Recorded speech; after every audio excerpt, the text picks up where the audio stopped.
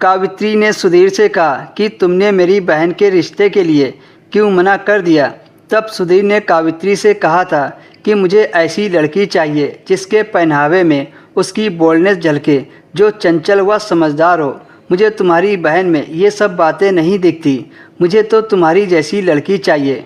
कावित्री घबराते हुए बोली, मेरी जैसी क्यों, और तुम्हें क्यों लगता है कि मैं ऐसी हूँ? सुधीर ने कहा, जब मैंने तुम्हें पहली बार देखा था मैं तभी समझ गया था कि तुम मेरे ख्यालात की लड़की हो।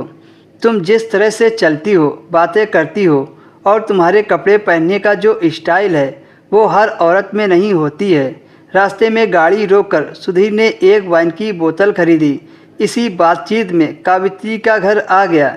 फिर उसने सुधीर को अंदर आने को इनवाइट किया। सुधीर बिना संकोच के अंदर आ गया।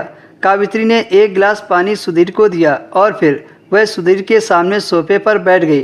फिर सुधीर ने कहा, देखो कावित्री, मैं तुमसे कुछ छिपाना नहीं चाहता। मैंने तुम्हारी वजह से इस रिश्ते को मना किया है। असल में मुझे तुम्हारी बहन नहीं, तुम पसंद आई हो। सुधीर ने एक सिगरेट अपनी जेब से निकालकर जलाई तो कावित्री ने कहा, क्या एक सिगरेट मुझे भी मिल सकती है? सुधीर हल्के से मुस्कुराया और एक सिगरेट कावित्री की तरफ बढ़ा दी। सुधीर ने कहा, कावित्री जी, मुझे यही तो चाहिए, एक ऐसी औरत जो लिमिट क्रॉस करना जानती हो, जो बात बात पर नखरे ना दिखाए, जो मैं करूं उसमें वो मेरा साथ दे, जैसे कि तुम हो।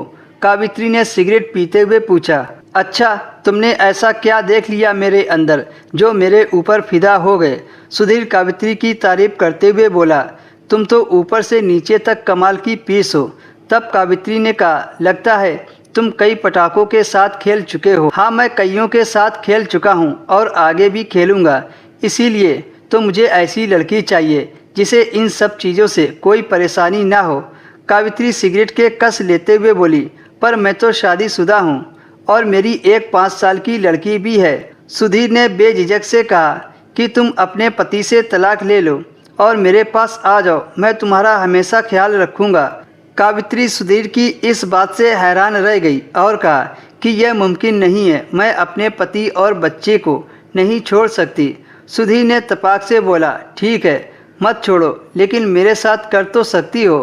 कावित्री उसकी बात से हैरान रह गई। सुधीर एक नौजवान व हैंडसम लड़का था और कहीं ना कहीं कावित्री के दिल में भी उसके लिए जगह थी कि उसके साथ ये सब करे। तब कावित्री बोली, ठीक है, पर मुझे